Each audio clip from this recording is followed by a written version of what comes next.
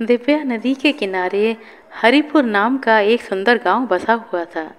नदी के किनारे हरे भरे वृक्ष खड़े थे और नदी के मीठे पानी से खेत में फसलें लहलहाती थीं, जिन्हें देखकर गांव के लोगों के चेहरों पर मुस्कान खिल जाती थी। उसी गांव के बाजार में नंदू नाम का लड़का अपनी दुकान चलाता था। यह दुकान उसके पिता गिरधारी लाल उसके लिए छोड़कर चले गए थे। नंदू रोज सुबह आकर दुकान के दरवाजे खोलता, दुकान पर सिर नवाता, अंदर जाता, लक्ष्मी नारायण की तस्वीर के आगे सिर झुकाता, धूपबत्ती जलाता, घंटी बजाता और फिर आशीर्वाद लेकर दुकान की गद्दी पर बैठता। ऐसे में अक्सर उसे अपने पिता के कहे आखिरी शब्द याद आते, बेटा नंदू, चाहे कुछ भी हो जाए, कभी दुकान के काम में हेरा फेरी मत करना, खाने के सामान में मिलावट मत करना और तौल में कभी कोई बेईमानी मत करना।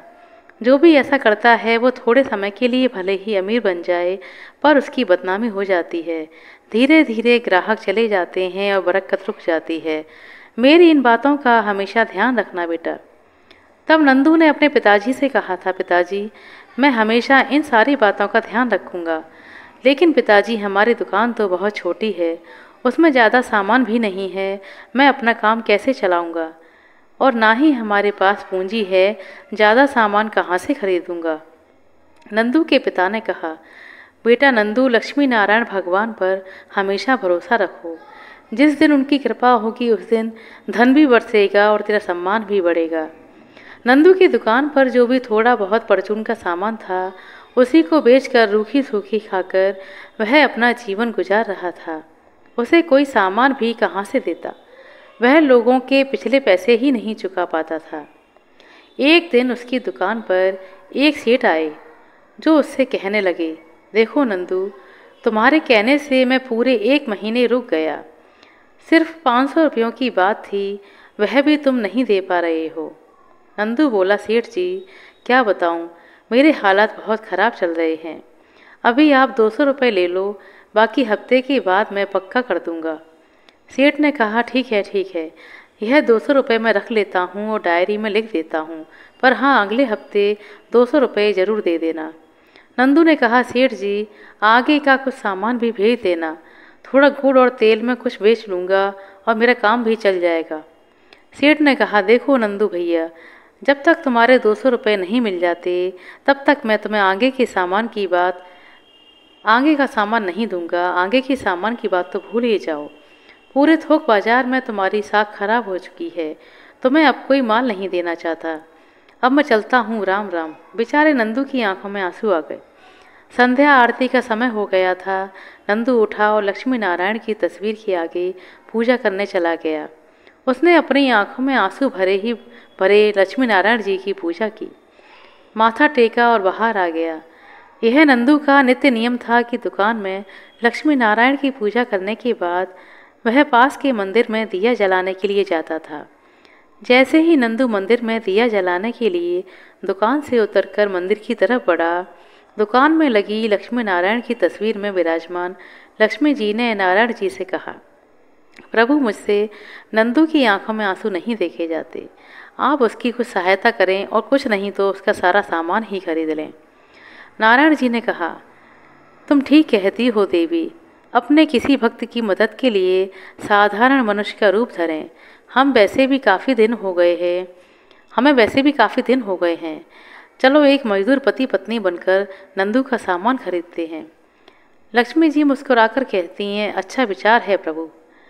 नंदू मंदिर में दिया जलाकर दुकान पर आया और उदास मन से दूसरी दुकानों पर ग्राहकों का आना जाना देखने लगा।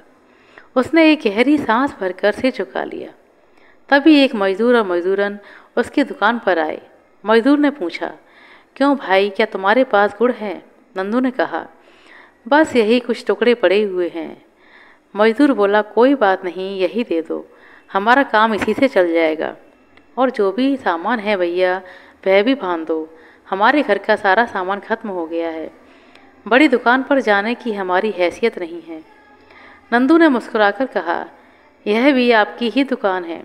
और नंदू ने ऐसा कहकर सारा राशन बांध दिया और बोला, यह लीजिए, जो भी थोड़ा बहुत दाल चावल आटा था मैंने सब बांध दिया है।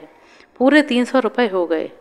मजदूर ने कहा, 300 रुपये, पर हमारे पास तो 50 रुपये से कम है, 50 रुपये कम हैं, और यह सामान तो हमें चाहिए ही, नहीं तो हमारे यहाँ रसोई नहीं बन पाएगी।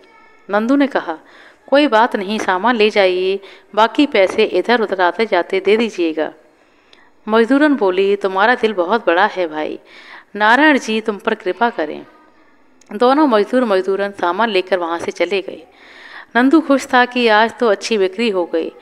वह लक्ष्मी नारायण की तस्वीर के सामने हाथ जोड़कर कहने लगा, प्रभु धन्यवाद, अब मैं थोक बाजार वाले का उधार भी चुका दूंगा और दुकान में कुछ सामान भी भर दूंगा। नंदू खुशी खुशी दुकान बढ़ाकर घर की ओर चल दिया। अगली सुबह नंदू का चेहरा प्रतिदिन की भांति उदास नहीं था। वह तेज कदमों से अपनी दुकान की ओर बढ़ रहा था। तभी रास्ते में उसे दीनानाथ चाचा मिल गए और बोले, क्यों नंदू बेटा, दुकान की तरफ जा रहे हो? नंदू ने उत्तर दिया, जी चाचा। दीनानाथ चाचा बोले, बहुत दिनों से बेटा एक बात मन में आ रही है। तुम्हारी दुकान जिस जगह पर है वह जगह बिल्कुल ठीक नहीं है, तुम अपनी जगह बदल लो। मैंने तुम्हारे पिताजी को भी समझाया था, पर उन्होंने भी यह कहकर हमारे पुरखों की जगह है ऐसा कहकर मेरी बात को टाल दिया था। मैं सच कहता हूँ कि तुम किसी दूसरी जगह दुकान लेकर देखो तो तुम्हारा काम अच्छा चल पड़ेगा। नंदू बोला, चाचा मेरे पास तो किसी दूसरी जगह दुकान खरीदने के लिए पैसे ही नहीं हैं।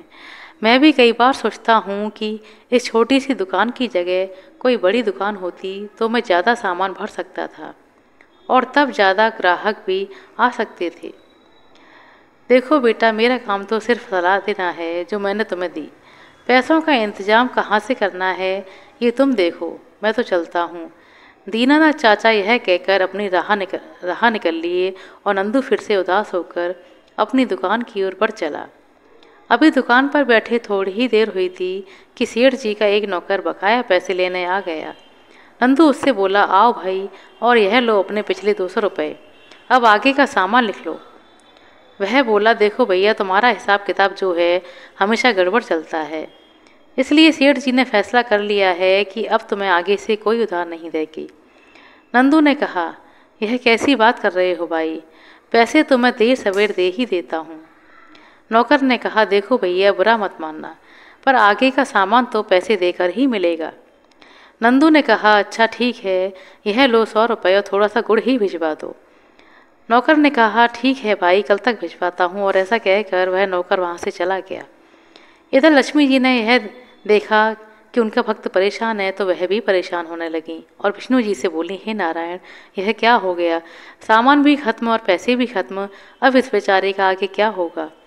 संध्या आरती का समय हुआ तो नंदू दुकान में लक्ष्मी नारायण जी की पूजा करने के लिए खड़ा हो गया और उसने मंदिर में दिया जलाया।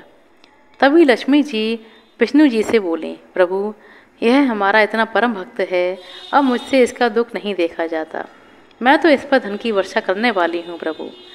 विष्णु जी बोले, आपका विचार अच्छा है, लेकिन देवी, पहले हमें इसकी परीक्षा ले लेनी चाहिए। लक्ष्मी जी ने कहा, प्रभु, कैसी परीक्षा? विष्णु जी बोले, यही कि इसका हृदय कैसा है, कहीं ऐसा ना हो कि पैसा आने के बाद यह निर्दयी हो जाए। लक्ष्मी जी ने कहा, यह तो आप ठीक कहते हैं, नंदू ईमानदार तो है, पर उसमें इंसानियत कितनी है यह भी पता लगा लेना चाहिए।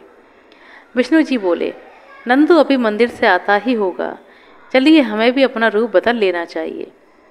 नंदू दुकान पर आकर बैठा ही था कि एक भिखारी और भिखारिन उसकी दुकान पर आ गए और बोले, बेटा, बहुत भूख लगी है, काफ़ी समय हो गया कुछ नहीं खाया, इसलिए तुमसे जो भी बन पड़े सो दे दो ताकि पेट की अग्नि शांत हो सके।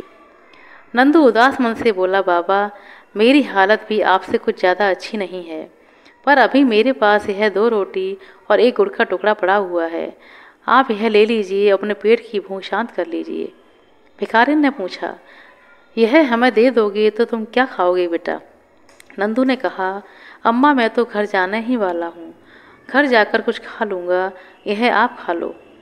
धन्यवाद बेटा, नारायण जी तुम्हारा भला करें। यह कहकर भिखारी और भिखारिन चल दिए। नंदू ने अपनी दुकान बढ़ाई और अपने घर की तरफ निकल लिया। एक पेड़ के नीचे भिखारी और भिखारिन रोटी खाने के लिए बैठे और अपने असली स्वरूप में आ गए। लक्ष्मी जी ने कहा, प्रभु, नंदू का हृदय तो बहुत बड़ा है, इस पर विष्णु जी ने मुस्कुराते हुए कहा, सही कहती हो देवी, यह ईमानदार भी है और दयालु भी है। हमारी परीक्षा में यह खरा उतरा है। उसके पास खाने के लिए जो भी कुछ था वह उसने हमें दे दिया। लक्ष्मी जी बोली, अब तो हमें इस व्यक्ति पर धन वर्षा करनी ही चाहिए प्रभु। विष्णु जी ने कुछ देर सोचा और बोला, ठीक है, कल फिर से मजदूर और मजदूरन बन जाते हैं। अगले दिन नंदू दुकान पर उदास बैठा गुड़ आने का इंतजार कर रहा था।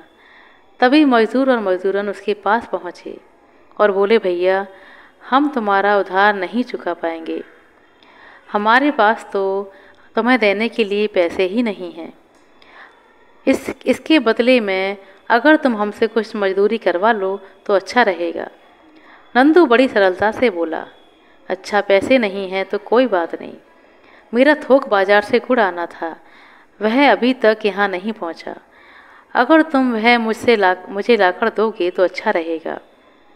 मजदूर और मजदूरन ने कहा कि हाँ, यह काम तो हम कर सकते हैं, और ऐसा कहकर वह गुड़ लेने के लिए चल दिए। शाम को जब नंदू दुकान बढ़ाने वाला था तो मजदूर और मजदूरन गुड़ का थैला लेकर आए और बोले, यह लो भैया तुम्हारा गुड़, तुम्हारा बहुत बहुत धन्यवाद जो तुमने हमारे पैसे मजदूरी में बराबर कर दिए। लक्ष्मी नारायण जी की कृपा तुम पर हमेशा बनी रहे। यह कहकर मजदूरन वहाँ से चले गए। नंदू सोचने लगा, चलो एक दो दिन गुड़ बेचकर ही काम चला लूँगा। अभी बोरा अंदर रख देता हूँ, सुबह आकर खोलूँगा। नंदू ने बोरा अंदर रख दिया और दुकान बढ़ाकर घर की ओर चल दिया। अगली सुबह पूजा के बाद दुकान पर जब नंदू ने बोरा खोला तो उसकी आंखें चकाचौंध हो गईं। बोरे में गुड़ के टुकड़े के आकार के सोने के टुकड़े थे। वह उन्हें उठा कर देखने लगा। उसे यह समझने में देर न लगी कि वह मजदूर और मजदूरन कोई और नहीं, स्वयं श्री लक्ष्मी नारायण थे। वह भागकर उनके चित्र के पास गया और हाथ जोड़कर बोला, मैं जानता हूँ प्रभु, यह चमत्कार आपका ही है। मैं वादा करता हूँ कि पूरी मेहनत और ईमानदारी से अपना काम करूँगा और अपने कारोबार को आगे बढ़ाऊँगा। नंदू ने सोने के टुकड़े बेचकर नई दुकान खरीद ली। सामान भी हर तरह का भर लिया। ग्राहकों को अब किसी चीज़ की कमी नहीं थी। पुरानी दुकान की जगह पर नंदू ने लक्ष्मी नारायण जी का मंदिर बनवा दिया, जिसमें वह संध्या आरती के समय पहले की तरह ही लक्ष्मी नारायण जी की पूजा अर्चना किया करता था। आशा करते हैं दोस्तों आपको हमारे द्वारा सुनाई गई यह कहानी अच्छी लगी होगी। कहानी अच्छी लगी हो तो कृपया लाइक कर दें, शेयर कर दें। चैनल पर नए हैं तो सब्सक्राइब कर लें। अपना कीमती समय देने के लिए बहुत बहुत धन्यवाद। मिलते हैं अगली वीडियो में, तब तक के लिए नमस्कार।